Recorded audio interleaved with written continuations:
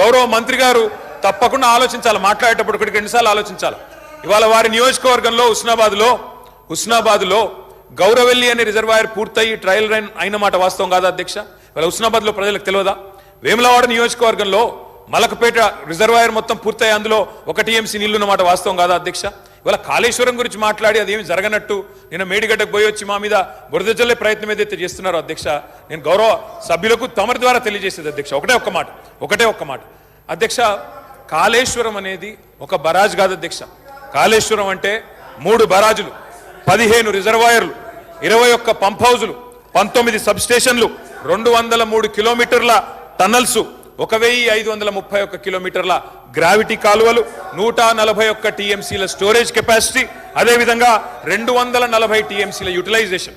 శ్రీయర్ గారు ఏమన్నారు అధ్యక్ష? శ్రీయర్ గారు ఒకటే మాట అన్నారు, స్టెబిలైజేషన్ కూడా తీసుకోవాలి ఒక ప్రాజెక్టులో.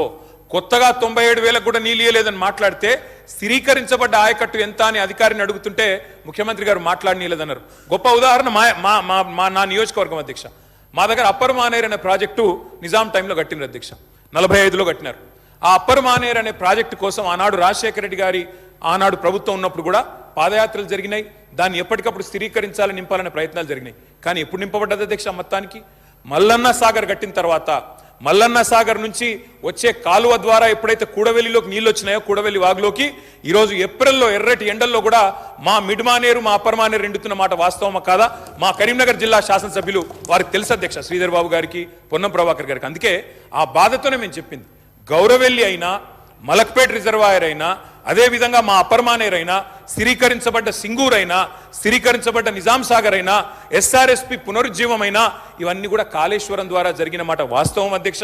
అందుకే గౌరవ మంత్రి గారిని, ప్రభాకర్ గారు అంటే నాకు గౌరవం, ఎందుకంటే ఉద్యమ సహచరుడు. ఆనాడు పార్లమెంట్లో వీరోచితంగా పోరాడింది కాబట్టి మా నాయకుడు కేసీఆర్ గారు కూడా కరీంనగర్లో, ఇక్కడ అక్కడ కాదు అధ్యక్ష, కరీంనగర్కి వచ్చే బహిరంగ సభలోనే వారిని అభినందించారు. కాబట్టి మాకు అట్లాంటి మంత్రి గారిని అగౌరవపరిచే కుసంస్కారం లేదు. కానీ మంత్రి గారు కూడా వాస్తవాలు చెప్పాలి అధ్యక్ష. గౌరవెల్లి పూర్తయిన మాట వాస్తవం, ఎన్జిటి స్టే ఉన్న మాట వాస్తవం, మలక్పేట పూర్తయిన మాట వాస్తవం, ట్రయల్స్ జరిగిన మాట వాస్తవం.